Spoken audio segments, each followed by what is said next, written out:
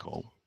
So it's been recorded. So just the reason why I want to make that clear is recording that when we go through the Q&A sessions, if there is any confidential information or you want to discuss them, just be wary of that, because although we're going to share it with yourselves, please don't bring any children names or anything that kind of highlights it, because we don't want to be in that situation for yourself. But that's the first thing. Second of all, for the guys who have just recently joined, there is a poll. I've only put 2 questions up. I will not bombard you with loads of polling questions, but I put a bit of fun questions, and you can access them via the bottom right hand corner on your screens. You'll see 9 dots. I'm just circling it if you're looking at the screen that I'm sharing.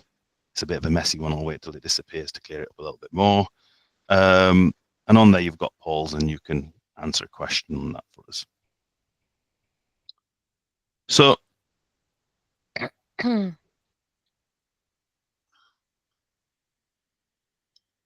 So, before we start, I've got a little bit of a video that we can really play for you guys to just see the kickstart of this session. It should autoplay technically. Hey. When I got asked why I love teaching.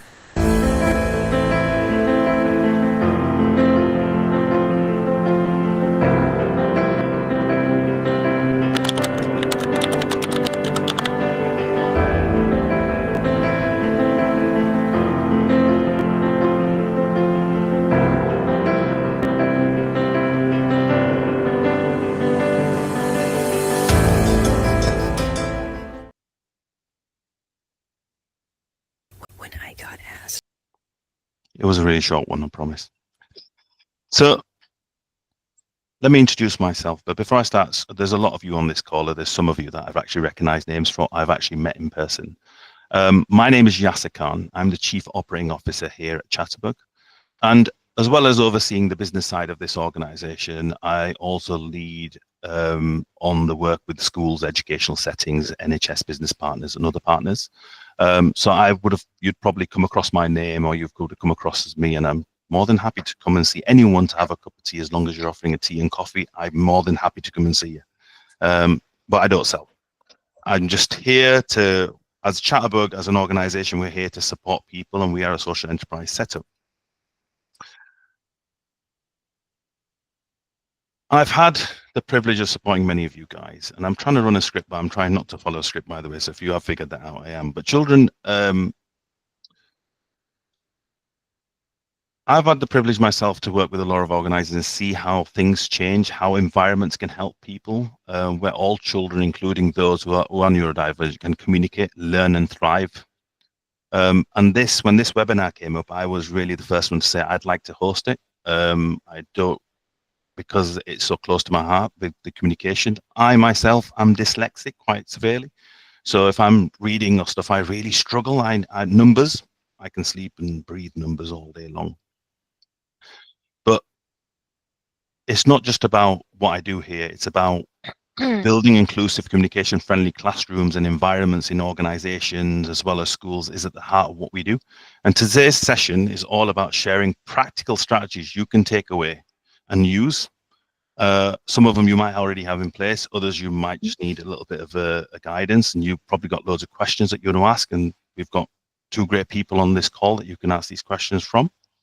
So in today's session, we'll be exploring how classroom environments can be shaped to better support neurodivergent learners, like children with autism, ADHD. These are quite high at the moment. Language processing difficulties, and lots more.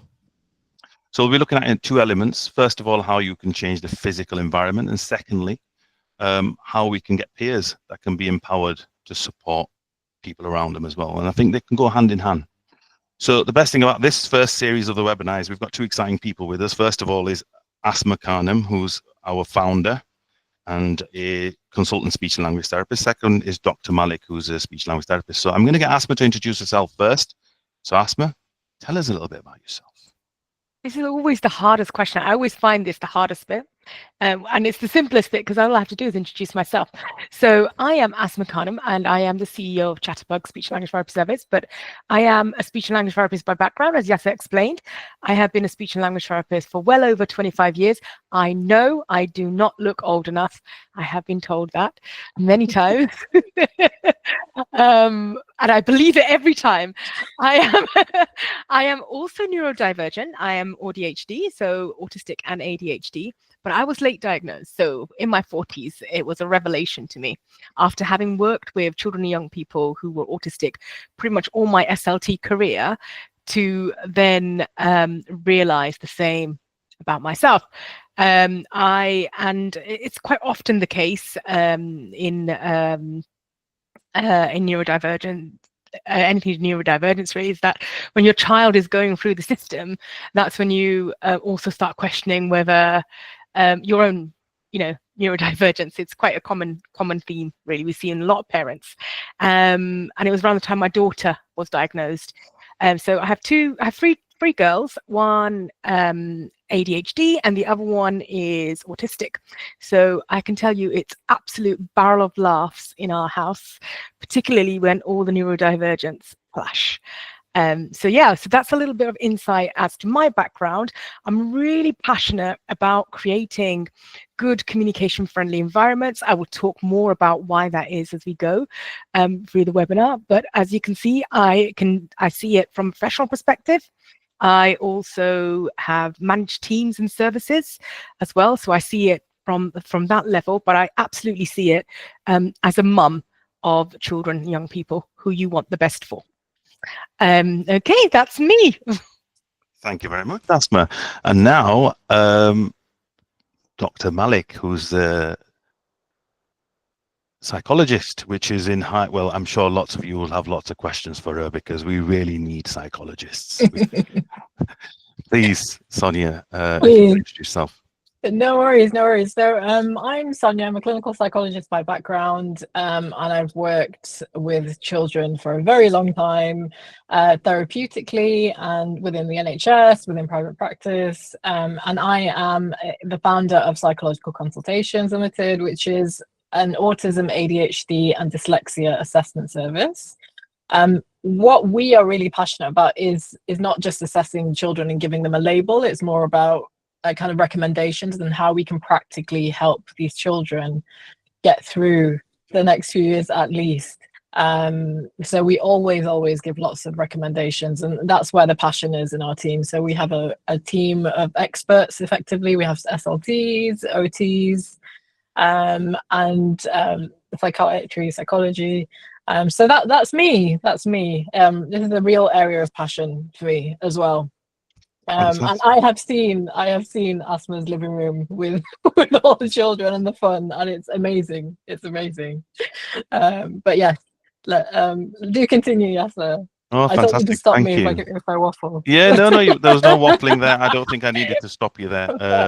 Do stop me in the future. No, if there was, but I'm sure that won't be the case. No, thank you very much for that.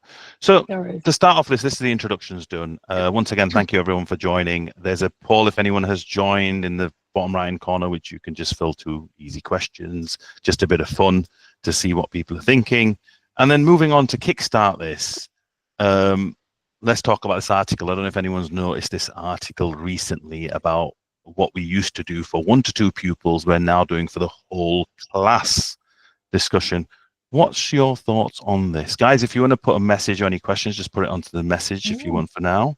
There's a link as well if you do want to save this down that's in the messages. The links appeared for this article if you want to have a look at it. And what this article in essence is doing is talking about how pre-COVID, the effects of COVID are still happening now.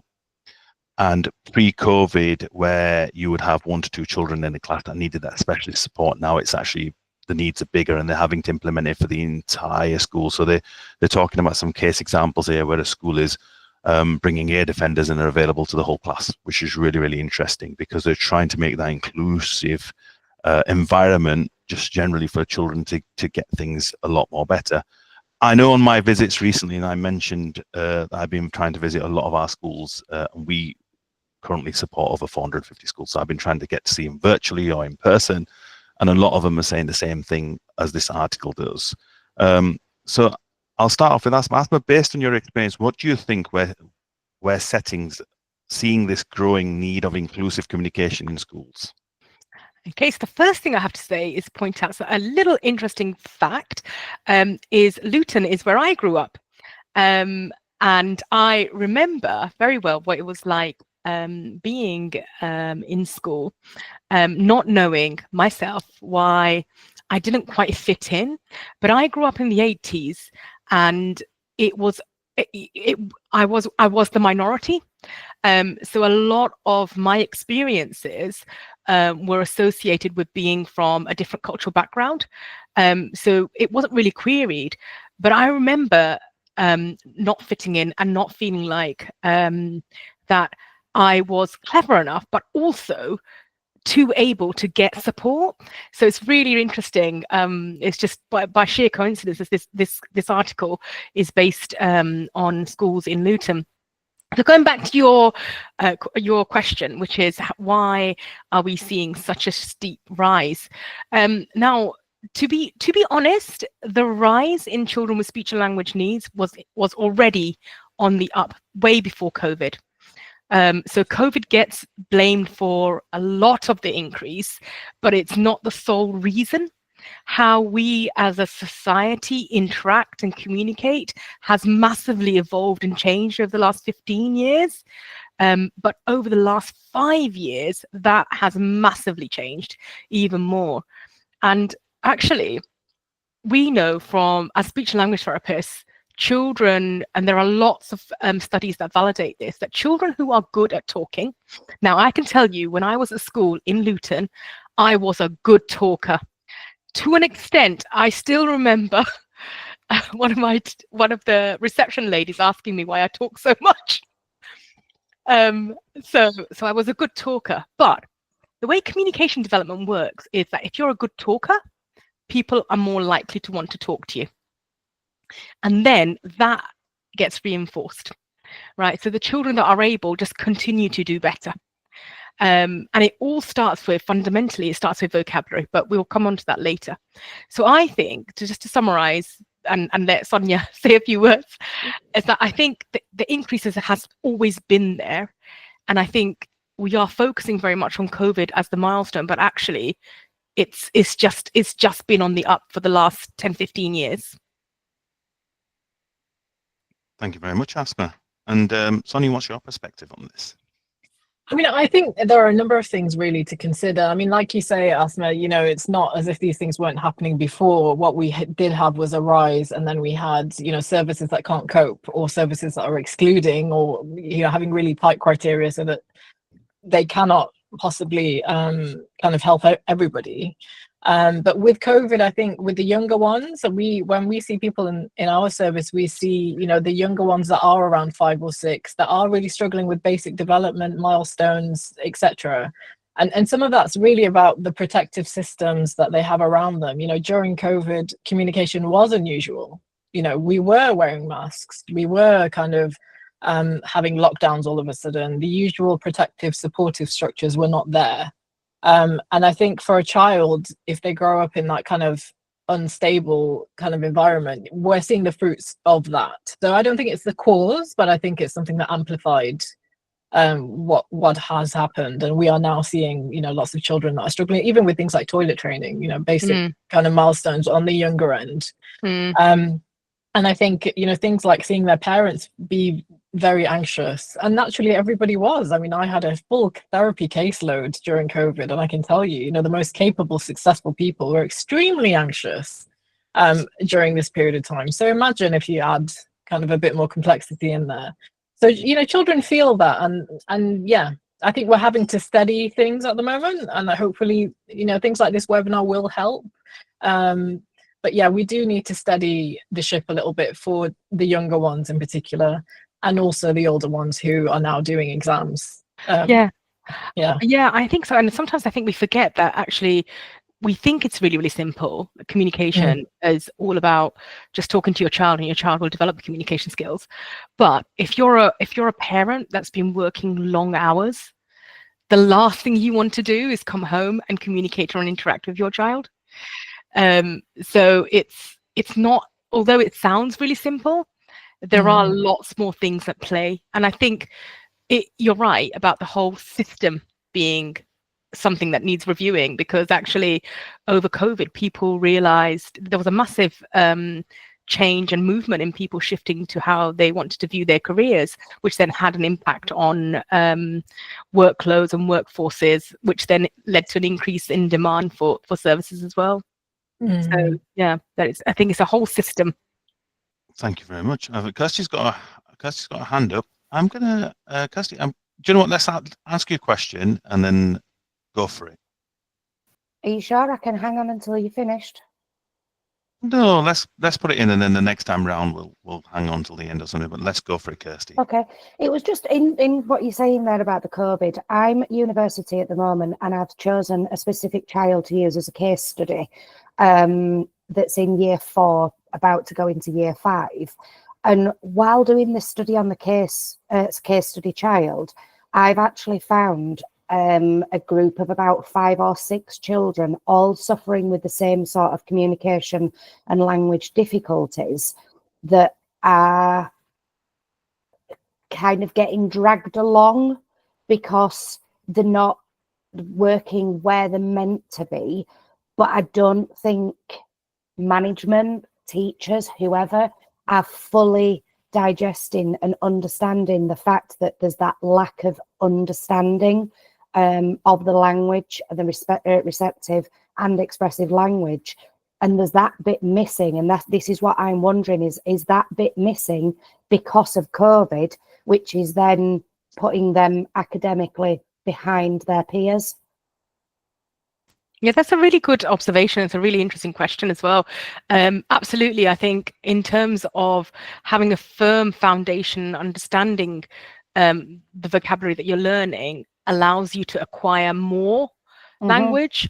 So if we're specifically talking about receptive language, so we used to look at things in a very linear way in speech therapy. I think it's about, we used to look at it, attention, listening, understanding, expressive language. However, what we now realize is that it's not as linear as that. And actually, it's about all of those areas developing simultaneously, but making sure that there's foundation based in understanding. Because if you think about what communication is, it's a two-way process. And a big part of a communication is understanding to respond. That's when it becomes communication. So yeah, I absolutely agree that is a key foundation area. And if that is missing, it will mean the child will continue to miss out. And quite often, as they get to year 4, year 5, they become better at masking those needs as well. Yeah. Does that answer your question, Kirsty? Thank you. Fantastic. So if there's any questions, just put it into the chat going forward, and we'll be able to answer them. Or if you just say, I've got a question, we can ask them at the end, and we'll have a whole Q&A session to answer these. But no, that's a really good question. Thank you very much for that. And I think I forgot what I was thinking now. I was going to say something, and then I've just totally gone out of my mind. But we'll just carry on, and it'll come back to me, and I can bring it all back in. So with this rising level of need, I suppose what I was going to say is that, listening to all 3 of you, is that you're right. COVID has had a big part to play, and in many cases, going from face-to-face to virtual and then back face-to-face. Some parents prefer virtual, some parents prefer face-to-face. But in the whole process, there has been some big cracks that have kind of shown in our educational system, and in every system we had, the NHS, every system you can face. And I suppose what we're trying to do right now is trying to continue to support the children, but yet trying to cover the issues and cover the cracks that appeared, and there were big cracks. So with this rising level of need, I need to ask, what does a good communication or an excellent communication friendly classroom actually look like? Sonia, I'm going to throw this your way first. I think the key here is having, if I was going to summarize it, really having multiple modes. So ways to communicate both to the children and for them to communicate with you. So, some children will respond to verbal instruction, they'll take the information in and they'll respond verbally. With neurodivergent children, you might not have such a simple process. And I think the first thing we need to do is drop the expectations, because you are dealing with children whose brains are wired a different way. So for an ADHD child, for example, you might have, you might need to prompt them multiple times. They might be slightly distracted or a little bit zoned out. It doesn't mean that they're not as bright as the next child. They might actually be even brighter than the next child, but it's really about trying to use multiple modes. So you might use things like diagrams, you might get them to express things, draw things out, because their brains respond to that in a better way. And I don't want to go into too much detail around that yet, but I think what you need to focus on really is multiple modes. So not just speaking, things like drawing out diagrams, things like symbols that you might use, thumbs up, thumbs down. There are various things that you can use, but not to think of communication as something that just exists through speech. Fantastic. Thank you for that. And Asma, to yourself, I'm not going to pose the same question. You can cover that a little bit onto us, but I want to say, if you can tell us, especially in the context of neurodivergence, if you can break it down a little bit further for us on that side of what can they do to make that communication friendly classroom, or that room where people are sitting and learning or working in. Okay, so like I explained, I'm a very busy mom of 3 children, 2 who are neurodivergent. So life is very busy in our house. So I'm very much a firm believer on anything that you can do that's easy and sustainable. It's like going on a diet, right? If you go on a crash diet, it's only going to last for a short amount of time. It's hard. But anything that requires too much work actually isn't going to be sustainable long term. And you, as the practitioner and the individual, are absolutely crucial to creating that communication friendly environment. So anything that you can do that is sustainable is really, really important. So that's the first thing I would say.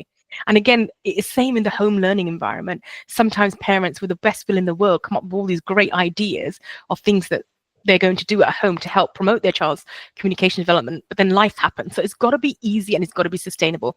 So I'm very much one for promoting communication development and easy activities. Thinking specifically about neurodivergence, I think there's a massive focus on having displays and routines and, you know, visual timetables and all of that kind of stuff. And it all helps, but it's got to be sustainable. So I would say, it's about creating an environment that facilitates listening, absolutely crucial part of communication. But even before that, actually, let's go a step before that, anxiety. If we are creating an environment, if the environment is a busy, chaotic, stressful environment, then that child will struggle. On all levels, not just for communication. So if we can create environments that help minimize anxiety, and create environments that are that take into account their needs and their sensory needs, very specifically for neurodivergent children, that will already reduce anxiety. And I'll give you a really, really good example of a young girl that I was working with, and she wasn't known for having panic attacks, but she had a panic attack before an exam. And the school automatically assumed that she was worried about her performance in that exam, but she wasn't. What she was upset about is, the time of that exam was different to what she was expecting. It was different to where she had, different to what she had practiced in terms of mocks. So it was different from her mocks. The room was different. The teacher was different. There was a sound in the room. There was a smell in the room. It was all of these things. Now, you can't do this for every single child because actually their differences might differ too much. But being aware of these environmental triggers really helps you set up environments that will minimize stress and anxiety. And there are some definitely things like temperature, lighting, smells. All of those things are big ones for most children. I remember a therapist that really struggled with one young child that she was working with, and she looked back to her own routine before that child's session, and she realized that she would have her coffee break just before his session, and he did not like the smell of coffee. So that was a trigger for him. So she eliminated that. She got a great response. So it's about working those out. Creating an environment where listening is encouraged and respected. So I'm just modeling that. So, you know, talking about giving each other thinking time or listening time. You know, if a child is taking longer to respond, acknowledge that and say, right, I'm going to give you 5 minutes. I'm going to come back to you. Or it's great that you're taking time to think about it. Just really praising and encouraging that listening behavior and allowing for that processing time, and keeping things consistent as much as you can, and over communicating where there is going to be a change, because a lot of these neurodivergent children rely on that routine. And we're thinking about neurodivergent children, you know, it's a spectrum. You know, you have the children that have high levels of need and they get catered for quite often, and then you have the vast majority who may be undiagnosed, but actually they are the ones that that can function in mainstream education, but quite often get missed. So I don't know, have I answered that question? I did go off You on a bit of have. a tangent You there. did. You Brilliant. did, and you kind of covered the next one I was going to ask. So I'm not going to ask that anymore. I was gonna stop it, but then I thought it just sounded, you covering all the relevant points. I was like, yeah, fantastic, let's go. But I suppose if you were to compare this with how it differs from neurotypical individuals and communication with them in that environment, what would you say to that, Sonia? I'm not giving Asma a chance to talk now. I have to wait my turn Please, now. Dr. Malik. So- Tell me so how. the- we How will, does we that will get to compare with Asma. Yeah. Sorry, yes, how does it compare? So Yeah. neurotypical children versus neurodivergent. So I'm going to group the two of these, and obviously try with, when you're looking at neurodivergence, to see it as something that is very varied. So we don't have a typical neurodivergent child. There isn't one. So for your ADHD children who might have a diagnosis and it kind of gives you a bit of a shortcut, they will be tangential when they communicate. So they might go all the way around the houses. I have a wonderful tendency to do this, so bear with me. They might interrupt you a lot. They're not being rude, it's the impulsivity. So it's something came into my head, I have to get it out of my mouth. If I don't, I'm going to forget. And that's normally the anxiety around that. So it's not about breaking rules. Blurting out can also happen. So instead of putting their hands up, they might just blurt out the answers to questions. And the rapid speech. So you might see a child speaking really, really quickly, almost as if their brain cannot catch up with their mouth. And again, it's that impulsivity coming through. And that's just the way that this child's brain is wired. It doesn't mean that they're any less intelligent. It really doesn't mean that they are trying to break rules consciously, but that's a difference that you will see. With autism, you might see a lot of masking. Also in ADHD, you'll see this too. So kind of trying to be the good girl, usually a lot of the girls, bless them. Unfortunately, there is a gender bias here. A lot of the girls will try and be very good, behave the way they think they're supposed to behave, but it's almost like this coiled up spring. And you might see that spring kind of burst open at points where they become very dysregulated. And that really is just classic masking. So you might see a lot of compliance, and these children fly under the radar, and they're not very noticeable in class. But you might sense that anxiety from them, and you might see a lot of separation anxiety from parents, for example. So it's a bit of a sign. Autistic children really struggle with things that are abstract. So if it's not crystal clear, if it's not black and white, it's difficult for them to understand it. So that's something really important to keep in mind when you're communicating with them. Closed questions are a little bit better for an anxious autistic child, not a general question. Like, how are you? That might be an absolute mystery to an autistic child. So again, kind of thinking about being very clear. And the last thing I want to mention is not asking for help. This is a huge one amongst autistic children. It's not that they don't struggle. It's not that they think they know it all. It's because they really, really struggle to ask for help. And it's a really common trait of autism that's often missed.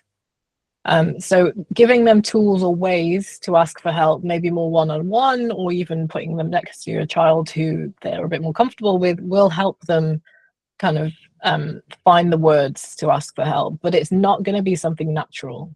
it's not going to be the natural thing that you will see a child struggle and they will ask for help. That's not the case for a lot of autistic children. So just a few things to keep in mind that are quite different. Fantastic. Thank you very much for that. So No worries. moving into a little bit of a different state, the big question is, what can we actually do? So what are some of the practical strategies that the guys on the call or the teachers can actually put into place tomorrow to build a better environment for, regardless of the child being neurodivergent or not? And if you each had to share 3 go-to strategies, what would they be? So let's start with Asma. I'll let you catch your breath, Sonia.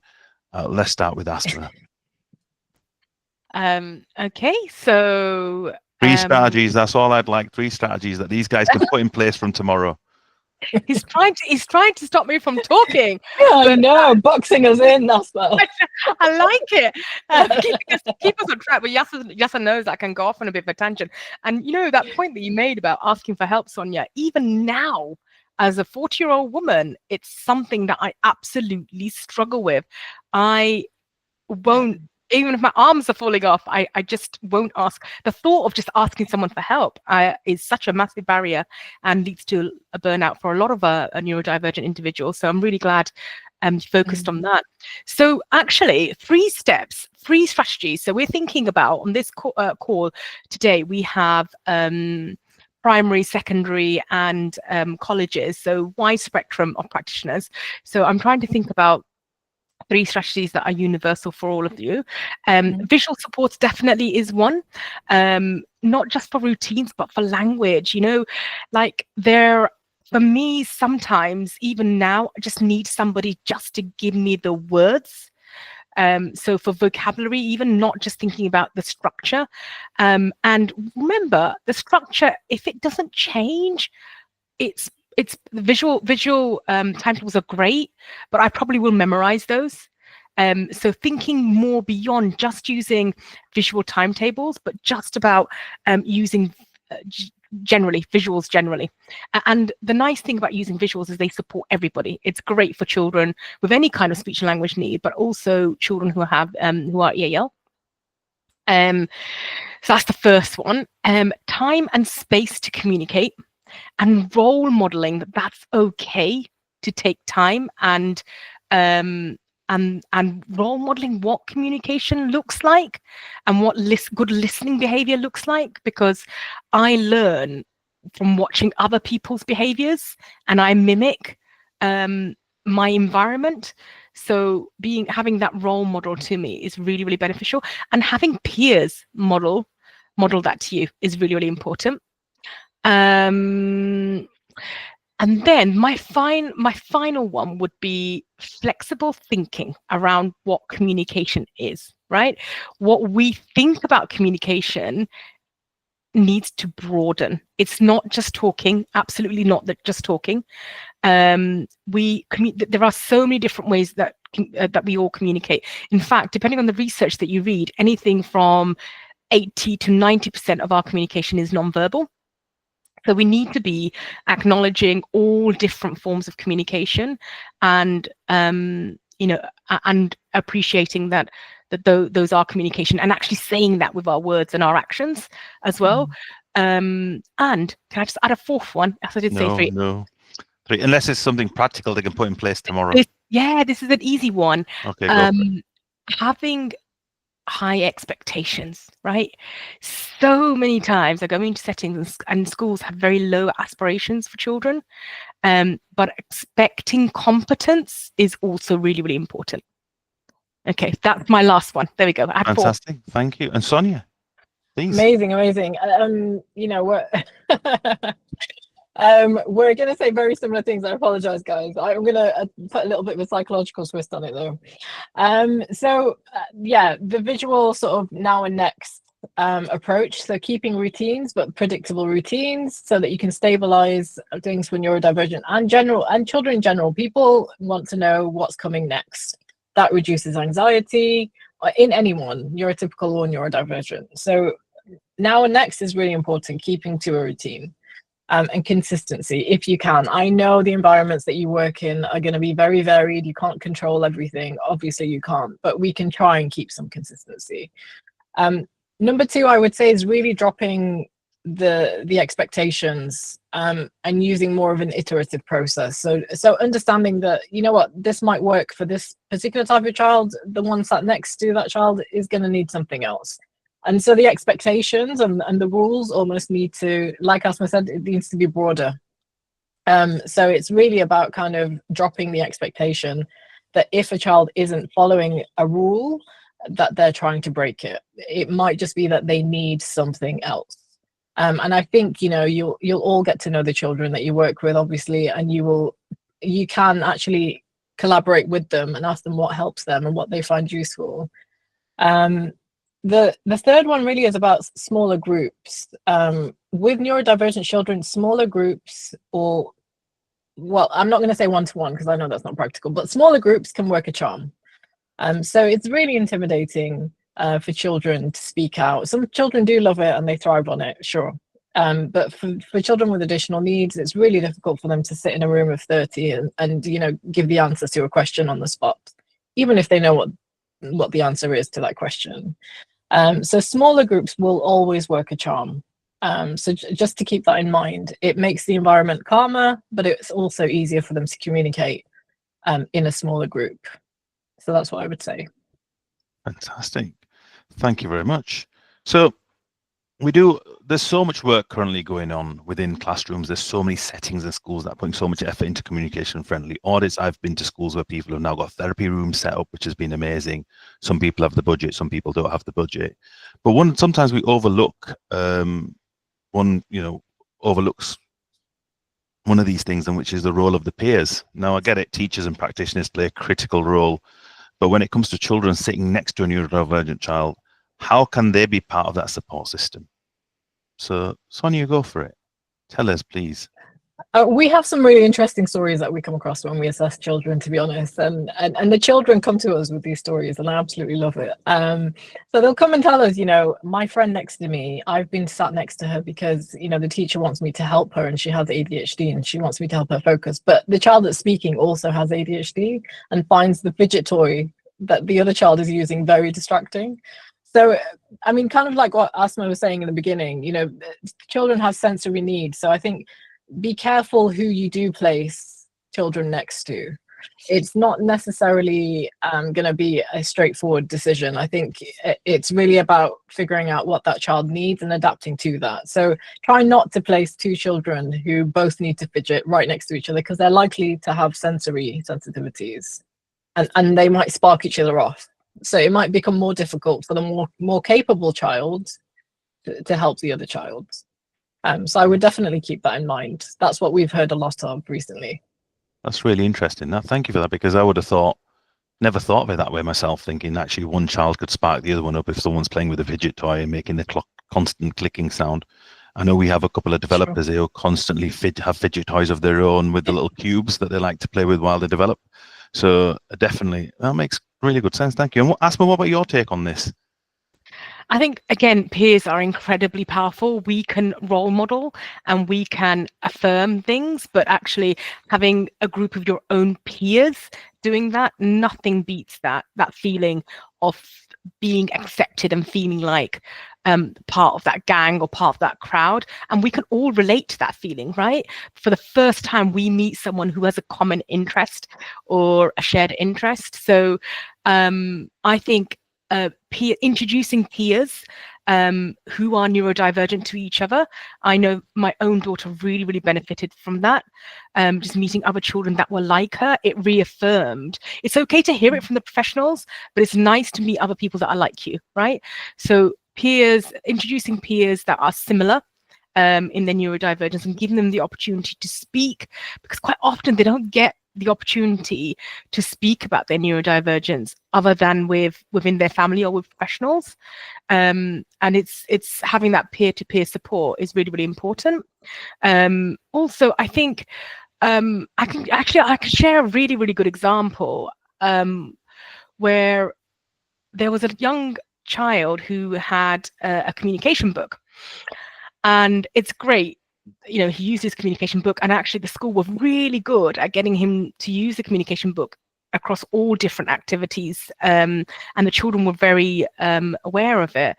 But what really changed it for him is when school did a piece of work around how that's his form of communication and how the children could then interact with his communication book, and teaching not only teachers and TAs in terms of how to help him to use his communication book, but having peers within that. And then he was able to join in with cheeky jokes, but that's age appropriate, right? So yeah, I think just teaching children, teaching peers and empowering peers, to increase their understanding of different types of communication and why their peers might communicate in different ways and how they can support that. That would be my little tip, and hopefully my example has shown how it can really work. And I suppose, thanks for that, Asma. But I was just thinking while you were talking and Sonia were talking, I was thinking to myself, well, actually, we're doing a lot of talking about neurodivergent children and young people and how we are trying to make the adjustments. But what about the effective ways that we can all actively teach neurotypical children to recognize, respect, and respond? Because they can also feel a bit left out. Like, why is that child getting extra support than I am? Or why do they get why have they got a headset and I don't have a headset? And it's about how do we, but we also want them to be that peer support. So what's your thoughts on that? I'm just going to put it out to both of you. Just start picking a person out, the two of you. I think you're grown-ups. I think one example, when we're talking specifically about ADHD and autism today, but the obvious example that pops into my mind is when I'm working with young people that stammer. And one of the things that, and traditionally when I first trained 20 years ago, the approach was around treating the stammer, right? But now it's very much, the focus is around accepting that stammering is just a different style of communication. And we do a lot of work around acceptance. And yeah, sure, we teach strategies as well. But one of the things that a lot of these young people always say is that they just wish their class understood. And there are some fantastic books out there, and not just on stammering. There are lots of different topics, and it's about empowering the young person to share their challenges with their peers and helping their peers understand that. It's difficult because it's always about striking a balance, because I have spoken to children who have said, when we had that autism training, it was the worst thing ever because now everyone in the class thinks they're autistic. So and they are children, right? This is how children behave. If you're in primary school, it's the most hot topic at the moment. They've just learned about it and they're excited about it. But it's about giving that child or young person the opportunity to empower their peers as well and share their journey and share their struggles. I've seen many good examples of that. So I would. Sonia, do you want to add something to that? I mean, I think, like Asma said, it's really about understanding, isn't it? And generating understanding. I think we need to move away from this kind of very kind of boxed in version of, you're either neurotypical or neurodivergent. I think it needs to be this understanding that brains are wired a different way. We have different preferences. We have different strengths and needs. And, when as psychologists, when we do these IQ tests, we always talk about strengths and needs. And with neurodivergent children, you will see kind of a very spiky profile. They've got amazing strengths in some things are a little bit more difficult. And I think that's the general idea we should try and get across. Oh, fantastic. Well, no, that's good. Thank you very much, pair of you. That's useful. Thank you. And then while we're on this peer support, can you give us some examples where peer awareness or peer-led strategies have made a real difference to neurodivergent children? Obviously, don't give us any names of any children, but some really good examples. Do you have any? Am I putting you on the spot here a little bit? So I feel like I've had the opportunity to share a couple. I don't know, Sonia, if you want to go in over any examples. I think what we've heard in clinic a lot of the time really is kind of the idea that a child might struggle to communicate what they need, or they might need additional prompting. We hear this a lot with ADHD children in particular. So having a peer next to them who is able to just summarize what was said very quickly in their ear, without them getting in trouble, without them taking up too much of the shared class time with the teacher, is really, really effective, because a lot of these children, like I said, are very bright. They literally just need the prompts. Yeah. That's all they need. It's not major. Yeah. I can just think of my daughter's peer group, and how amazingly supportive they are of each other's neurodivergence. And like even simple things like having spare pens, right? Because they know they might forget, or being aware that other children in the classroom may act as triggers for them. This is a secondary school example.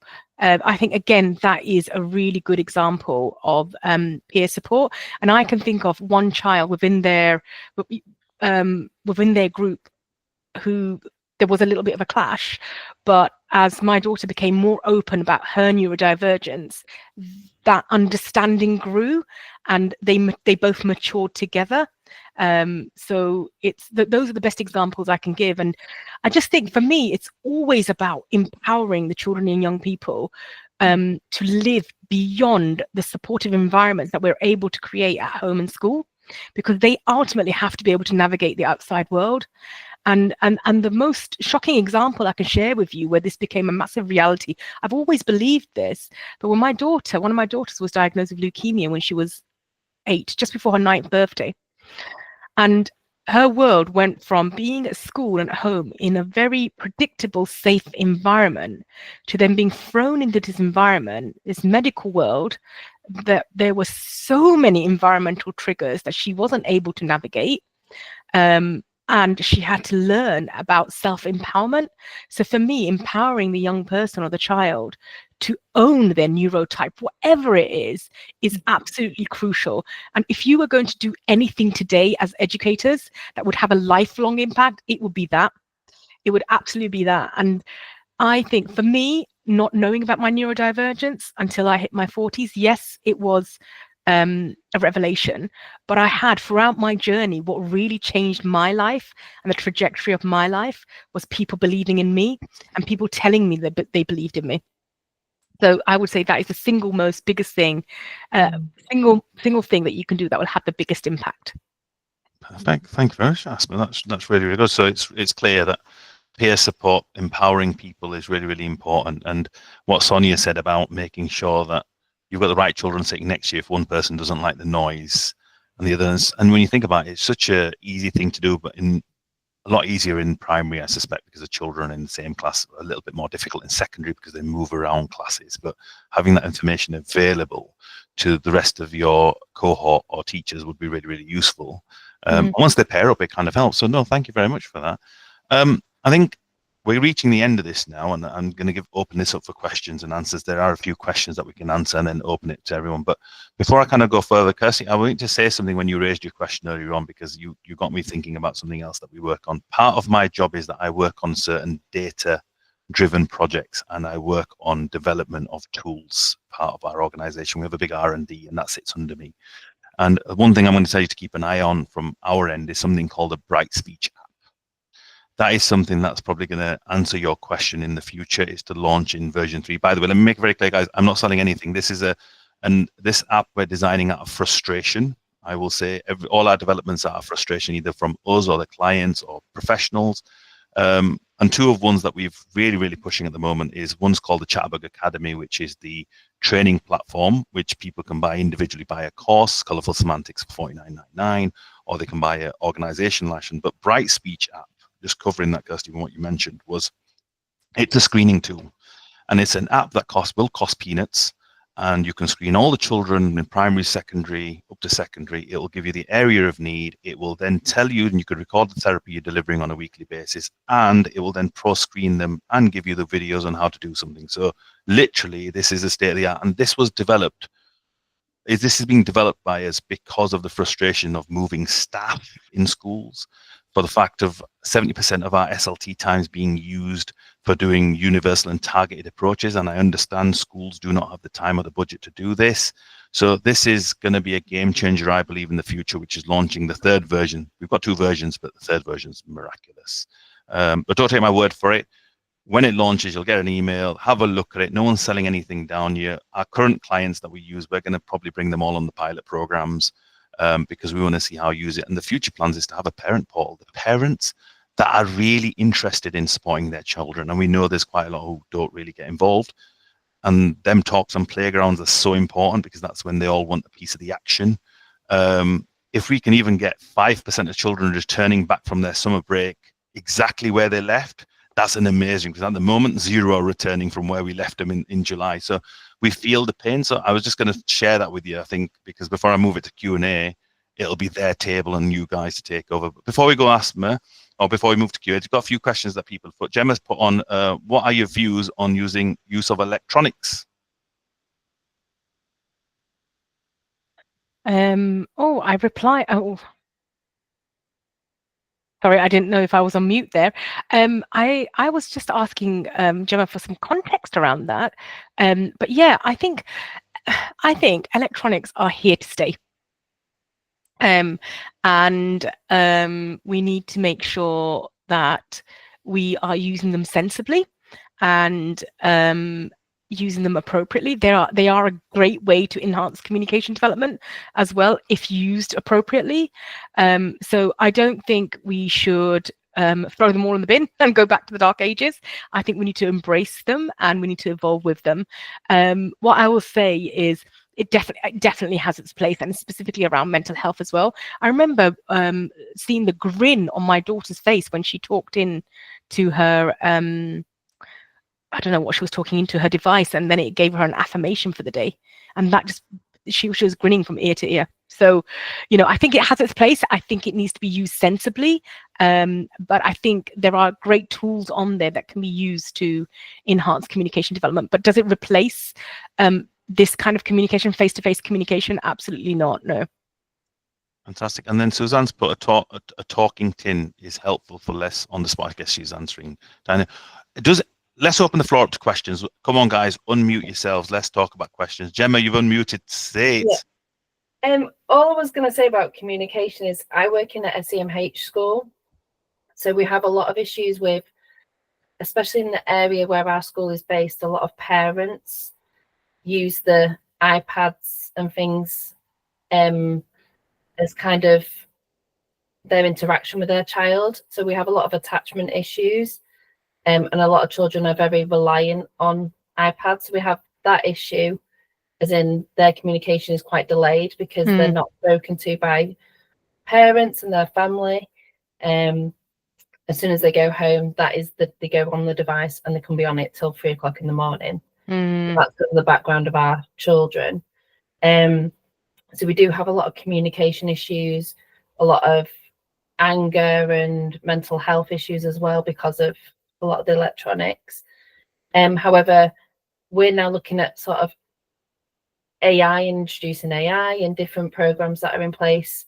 And I'm just kind of trying to get that balance of I don't want to go too much on the iPads because I get too much of it already at home.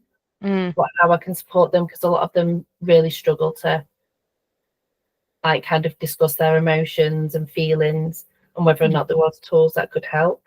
Yeah, that's a great question. I think in terms of iPad use and device use, so my background in speech and language really started in early years. So I've done a lot of work with parents and families, and one of the things that I will say is that most families, it's not about choosing the easy option, it's about choosing an easier option because the alternative option is hard, right? And a lot of these families are burnt out and or for whatever reason don't necessarily understand that 5-10 minutes a day of interacting with their child and talking to their child actually can really excel their communication development.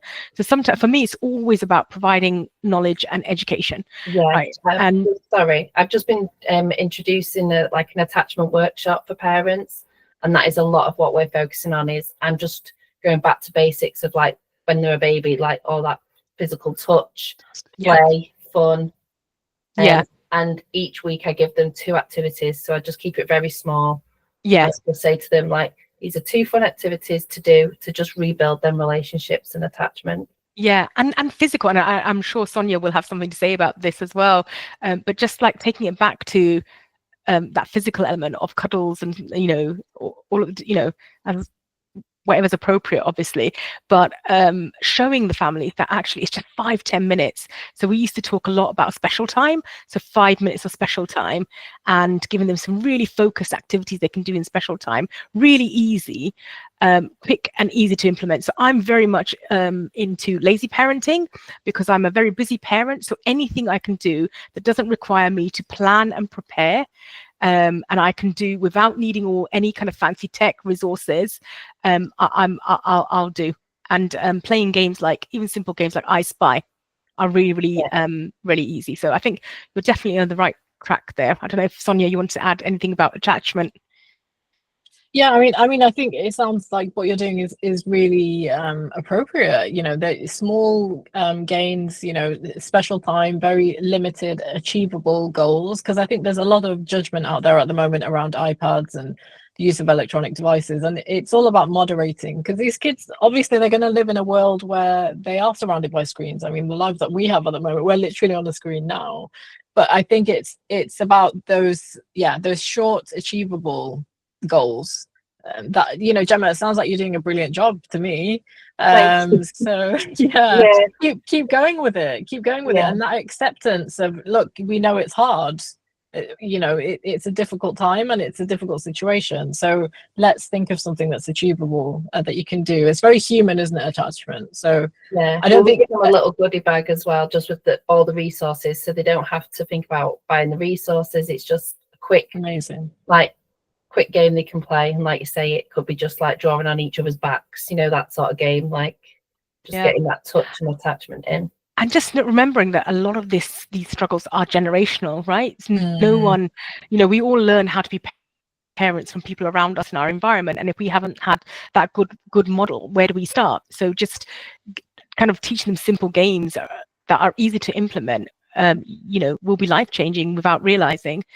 I just wanted to quickly pick up on something that Diana said about how iPads help with anxiety. Absolutely. Like, for some children, it's a fidget toy. For some children, it's 5 minutes on the iPad.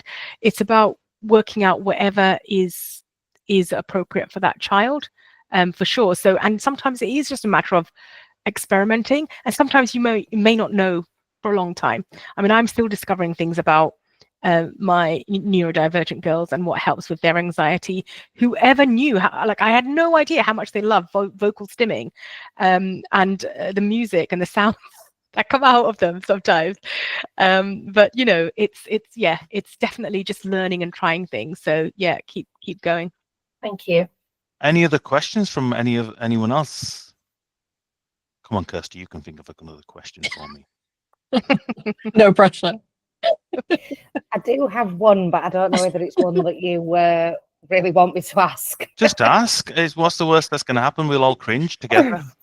Well, that's very true. Let's do it. All it was, I am feeling like I'm fighting a losing battle at the moment in terms of management, maybe understanding the full speech, language and communication side of our jobs.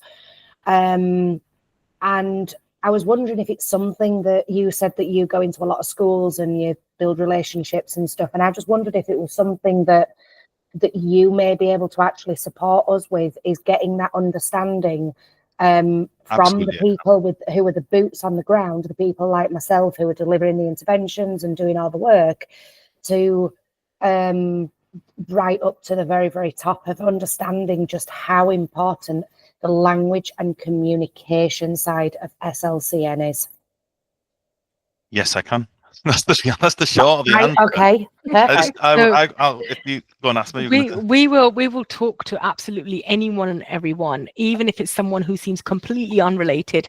We were at an event and we met some local MPs, and we just said, you know, come along to our offices. Let us talk to you about speech and language. And I think what was really interesting, I think they were expecting us to ask them for money, but we didn't want anything from them. We just wanted to make them aware.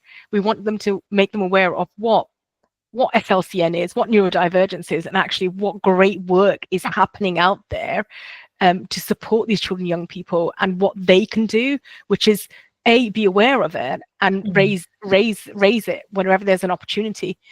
So, you know, we absolutely do anytime we talk to anybody, and it does vary from school to area. I think we have some head teachers on this course today, so it does vary, but absolutely any opportunity we can, we are raising. Like I said at the beginning, I don't sell. I don't need to sell. I usually, everything we develop, like you said, a losing battle, and the Bright speech that we've collaborated with is because of that losing battle, where we feel that we're going into schools and Senkos and teachers have like started with 5 people who can do intervention, they end up with 1 person, all your eggs in one basket, that person leaves. It's all of a sudden your problem to provide support. The parent now understands it, and all that pressure comes on. And the whole point of the Bright Speech app will cover that. And we're developing that, because even though we know it's not a quick get rich scheme for us, it's about supporting them people. The Chatterbug Academy that I've got on screen right now, there's free courses, taster courses on there that you can just sign up and do. You don't have to buy anything from us. But equally, where schools are fastest to come and deliver training to an entire school on colourful semantics, I'm using this as an example. 6 months down the line, you say to someone, can you pick up this child and do this intervention? And the person turns around and says, I don't feel comfortable. Makes anyone who's looking after the SLCN grit their teeth. And I think having to be able to spending £400 for a training and buying £50 of training when you need it kind of helps. So all, like I said, tools that we've created, but absolutely, we're more than happy to arrange a meeting, come and have a chat. Because that's the thing. As I've personally, because I'm the speech and language support specialist in school, I work very, very closely with your speech and language therapists, creating the plans, doing the reviews, things like that. And I know how important SLCN is, and especially the fact that I'm now doing it at university. But I do believe that there's I don't know what the word is, a belief that speech and language means speech and the sounds and things that are being produced. It's not looking at the other parts of the pyramid, looking at that from basic phonological awareness right up to communication and language. And that's where I want to really pull the attention to, is that it's not just the speech, it's the language and communication as well that's really important.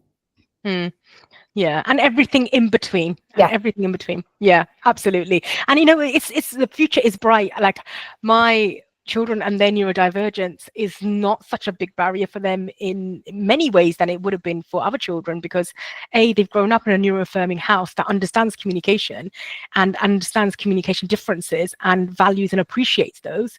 But also, what are the chances, how lucky they would be to go to schools where that is also replicated, where that is also celebrated, you know, where their neurodivergence has not been an issue or a challenge for the professionals working with them. It's been celebrated.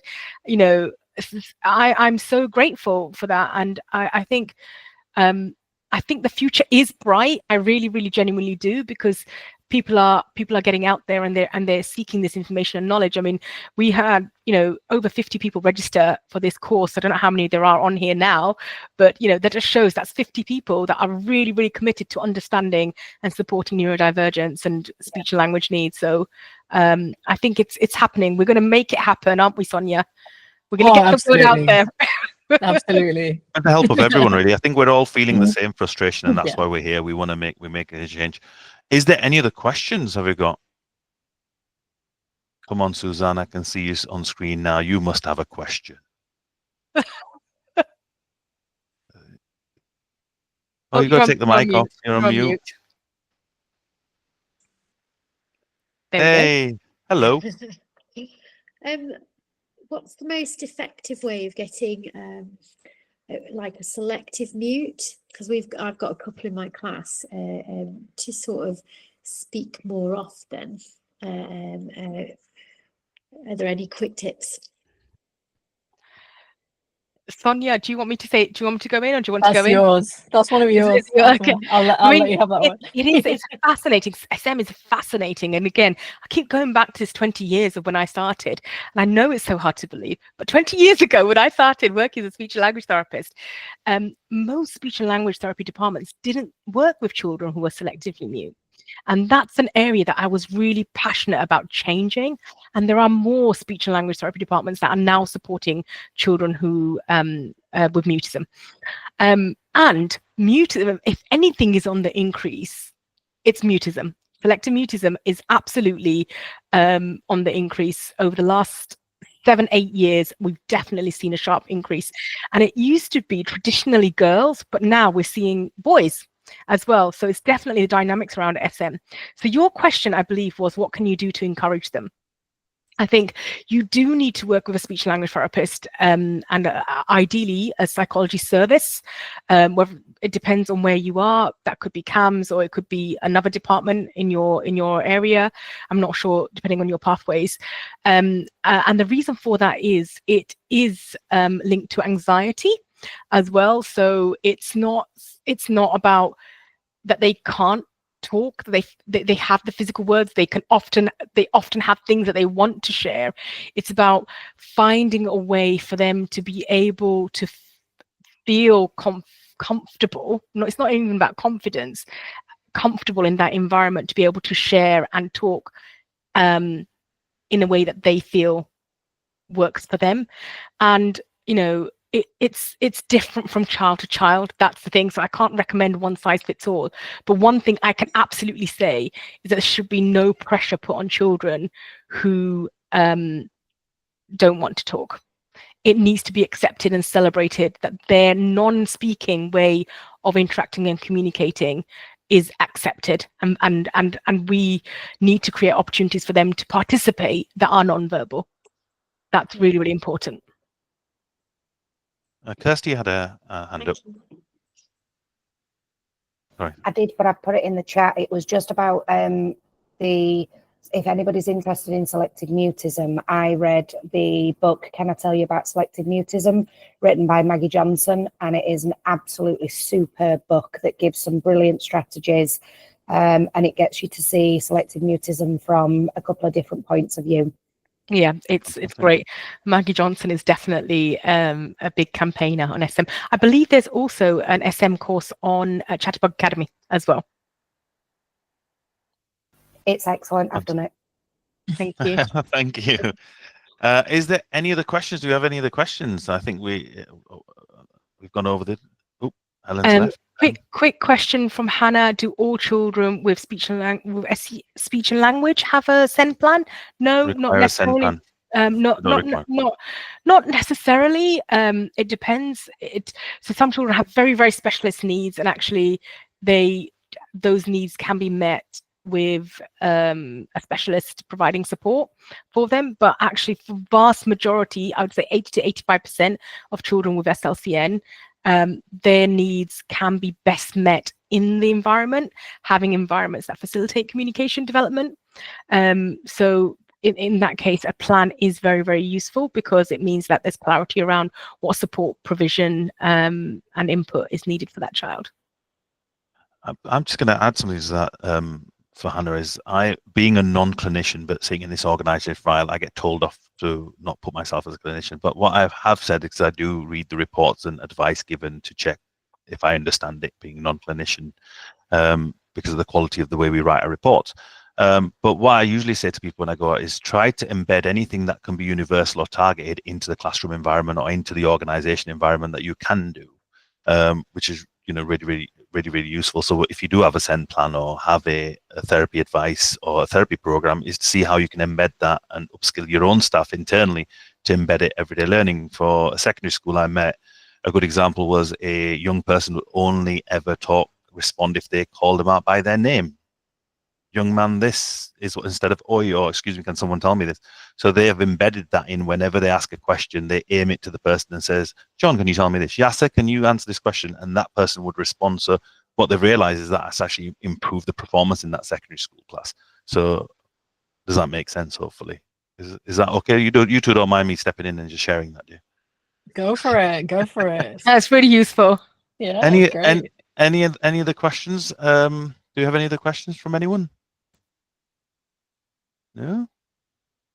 I think I'll take that silence as a no. If you do, just put your hand up or something and more than answer it. Well, that brings us to the end. Thank you very much for joining us. I really have enjoyed hosting this. I hope you guys have enjoyed it. Reading the comments, I think you're very nice people telling us you've taken a lot from it. Like I said, this is going to be shared with people who are on this.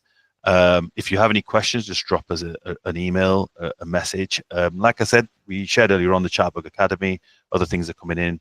And there's a series of other webinars that are going to be coming, so we'll let you know when they go live. But thank you very much and have a wonderful evening. Take care. Thank you. Bye. Bye-bye. Bye. See you, Kirsty.